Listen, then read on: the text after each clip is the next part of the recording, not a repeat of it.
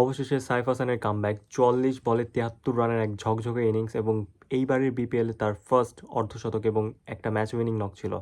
৫টা ৪ এবং ৫টা ৬-এর বিশাল বিশাল ছয়ের দারুণ একটা নক ছিল এবং সাইফ হাসানের মানে এই ইনিংসটা আসলে অনেক ম্যান্ডেটরি একটা ইনিংস এবং বাংলাদেশের জন্য রীতিমতো একটা স্বস্তির একটা ইনিংস, কারণ কারণ তিনি কিন্তু এইবারের ওয়ার্ল্ড কাপের ভাইস ক্যাপ্টেন এবং তিনি প্রতিটা ম্যাচে কিন্তু থাকবেন। কিন্তু আমরা ঢাকা ক্যাপিটালসে তার এইবারের যে পারফরমেন্সটা দেখছি খুবই হতাশাজনক ছিল, খুবই মানে মন খারাপ করার মতো পারফরমেন্স। ইভেন তার এগেনস্টে কিন্তু দুদক বলি যে ক্রাইম রিপোর্টার বা ক্রাইম এগেনস্টে যে এক ধরনের ম্যাচ ফিক্সিং এগেনস্টে যে ধরনের একটা যে সংস্থা কাজ করে তাকে কিন্তু তারা জিজ্ঞাসাবাদ করেছেন এবং তার যে এই ধরনের অধপতন এটার জন্য কিন্তু জিজ্ঞাসাবাদ হয়েছে। তিনি নিজেও কিন্তু খুব মেন্টালি একটা ডিপ্রেশন বলি একটা চিন্তা অস্থিতিশীলতার মধ্যে ছিলেন এবং ঢাকা ক্যাপিটালস সে টিম ম্যানেজমেন্টের ও কিন্তু যথেষ্ট চিন্তা ছিল যে এত টাকা দিয়ে দলে ভুক্ত করে কিন্তু তার এই ধরনের পারফরমেন্স একদম আশাভুক্ত না এবং তিনি কিন্তু ডিরেক্ট সাইনিং প্লেয়ার ছিল আর ঢাকা ক্যাপিটালসের। আমরা যদি আজকে ঢাকার ম্যাচ বলি, ঢাকার ম্যাচে ১৭০ রানে তারা অল আউট হয়েছে, ১৭১ রান টার্গেট ছিল এবং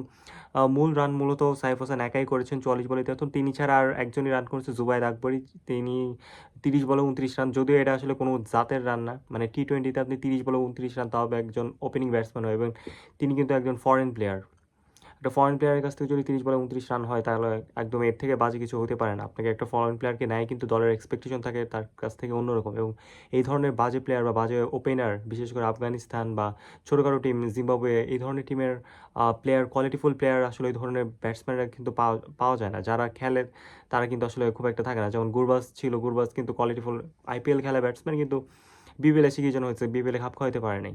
বাট গুরবাজ কিন্তু ওই ধরনের টপ নচ প্লেয়ার না যতটা আপনারা যতটা হাইপ দিয়ে যে পরিমাণ এক্সপেকটেশন দিয়ে এনেছে এবং তারই ধারাবাহিকতা কিন্তু সেম গোস ফর এইবারের বিপিএলে যে এইবারের টিম ম্যানেজমেন্ট এবং বিপিএলের ঢাকা ক্যাপিটালসের টিম গোছানোটা আসলে শুরু থেকে একটা প্রশ্নবিদ্ধ ছিল এবং তাদের টিম গোছানো কিন্তু আসলে অনেক খারাপ হয়েছে। কোনো দেশীয় কোনো স্টেবল কোনো ব্যাটসম্যান কিন্তু ছিল না। সাইফ হাসানকে নিয়েছিল কিন্তু সাইফ হাসান কিন্তু একদমই আশার প্রতিদান দিতে পারেনি। এই একটা ম্যাচে সাইফ হাসান 50+ ইনিংস খেলছে। আমরা যদি বাকি সবার ইটা দেখি, উসমান খান ৬ বলে ১৬ রান করে ২টা ৬ মেরে আউট হয়ে গেছেন। শামীম হোসেন পাটোয়ারি কিন্তু আজকেও তার চিরাচরিত ইনিংস। শামীম হোসেন পাটোয়ারি ৪-৫ ম্যাচ পর একটা ম্যাচ খেলবে, খুব দেখার মতো ইনিংস, কিন্তু ৪-৫ ম্যাচ আবার তিনি গুছিয়ে যাবে এবং শামীম হোসেন পাটোয়ারি রীতিমতো একটা গোল্ডেন ডাক মারছেন।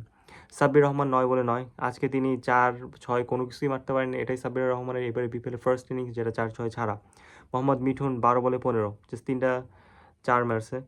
মোহাম্মদ সাইফুদ্দিন ৮ বলে ১২, ইমাদ ওয়াসিম ৩ বলে ২ এবং ইমাদ ওয়াসিম কিন্তু আসলে ওই ধরনের তিনি যে অলরাউন্ডার তার অলরাউন্ডিং ওই ধরনের পারফরমেন্স শো করতে পারছে না, ডেলিভার করতে পারছে না এবং তাকে নিয়েও কিন্তু টিম ম্যানেজমেন্ট একটা হতাশ। তোফেল আহমেদ ২ বলে ১, তাসকিন আহমেদ নট আউট ছিল ৩ বলে ০ এবং মারুফ মৃধা ২ বলে ০ এবং ২০ ওভারের ১ বল হাতে রেখে অর্থাৎ ১৯ ওভার ৫ বলে কিন্তু ঢাকা ক্যাপিটালস অল আউট হয়ে যায় এবং ঢাকা ক্যাপিটালস তার জবাব দিতে এসে কিন্তু নোয়াখালী এই ঢাকা ক্যাপিটালসের জবাব দিতে এসে যে প্রতিপক্ষ হচ্ছে চট্টগ্রাম রয়্যালস কিন্তু খুব একটা ভালো করতে পারেনি। তারা কিন্তু ৪২ রানে কিন্তু আউট হয়ে গেছে। এটা আসলে একটা জাস্ট বিকজ অফ চিটাগাং রয়্যালসের ব্যাটিং লাইন আপের আজকে ধসের জন্য কিন্তু আজকে ঢাকা ক্যাপিটালস জিততে পারছে, আদারওয়াইজ কিন্তু তারা জিততে পারতো না। মোহাম্মদ হ্যারিস ফার্স্ট বলে কিন্তু আউট হয়েছে এবং তাসকিন আহমেদ তার প্রথম বলে উইকেটটা নিয়ে নিয়েছে, একদম বোল্ড করে দিয়েছে। মোহাম্মদ হ্যারিস ১ বলে 0, এই যে ফরেন প্লেয়ার যে এক্সপেকটেশন ছিল সেই এক্সপেকটেশন দিতে পারেনি।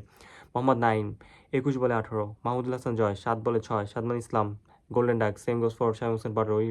ওই দলের ঢাকা ক্যাপিটালসের শামীম হোসেন পাটোয়ারি যেমন ফার্স্ট বলে ডাক মারছে, তেমনি এবার সাদমান ইসলামও এক বলে ডাক এবং সাদমান ইসলামকে নিয়ে আসলে অনেক কিন্তু কথা হয়। তিনি কিন্তু একজন টেস্টের প্লেয়ার এবং তাকে কিন্তু কোনো দলে নেওয়া হয়নি এবং এই নিয়ে অনেক হাউকাউ করছে, তিনি নিজে অনেক কান্না করছে এবং রীতিমতো তাকে দলে নেওয়া হলো এবং তিনি ১ বলে 0 রান করলো। তো এই হলো সাদমান ইসলাম তার দাম দিল। হাসান নওয়াজ ২১ বলে ১৯, একটা টি-টোয়েন্টির ব্যাটসম্যান, একটা ফরেন প্লেয়ার ২১ বলে ১৯ করতেছে। আসিফ আলী ১৮ বলে ১২, আমির জামাল ২৬ বলে ৪২। এই একমাত্র আমির জামালের জন্য আসলে ঢাকা ক্যাপিটালস অ্যাটলিস্ট ১২৮ পর্যন্ত করতে পারছে। তানভীর ইসলাম ৪ বলে ১, শরীফুল ইসলাম ৬ বলে ১৪, বলাররা খেলছে। মুকিদুল ইসলাম ১ বলে ০ এবং আজকে কিন্তু ঢাকা ক্যাপিটালসে আমরা যদি বলি খুবই একটা হাউকাউ মার্কা একটা ব্যাপার ঘটছে। একজন ইয়ং একজন ক্রিকেটার, ইয়ংস্টার, আমার নামটা মনে পড়ছে, তিনি কিন্তু ২টা ক্যাচ মিস করছে এবং সাইফুদ্দিনের ইজি একটা ক্যাচ মিস করছিল এবং তখনই কিন্তু মানে ব্যাপক একটা শুরু হয়ে যায়। লাইক সাইফুদ্দিন মেজাজ হারায় ফেলে, তারপরে তাসকিন আহমেদ উনিও মেজাজ হারায় ফেলে এবং মাঠের মধ্যে কিন্তু খুব বিরিকিচ্ছা একটা অবস্থা ছিল। বাট যাই হোক, end of the Dhaka Capitals ম্যাচটা জিতছে জাস্ট বিকজ অফ সাইফ হাসানের জন্য। তার 44 বলে 73 রানের ওই বড় একটা খুব কুইক একটা রানিং যে ইনিংসটা ছিল, আসলে ঢাকা ক্যাপিটালসের ম্যাচে জিতিয়ে দিয়েছেন। এবং সেকেন্ডলি হলো চট্টগ্রাম রয়্যালসের যে ব্যাটিং কলাপস করছে খুব ফার্স্ট থেকেই, তো এটাই আসলে এগিয়ে দিয়েছিল Dhaka Capitals. Even Dhaka Capitals যদি ঠিকমতো চাপ দিতে হতো, চিটাগাং রয়্যালসকে 100 রানের মধ্যে প্যাকেট করা যেত। তো এই ছিল আজকের ভিডিও। আমার চ্যানেলটি যদি ভালো লাগে please do subscribe to my channel. Allah Hafiz.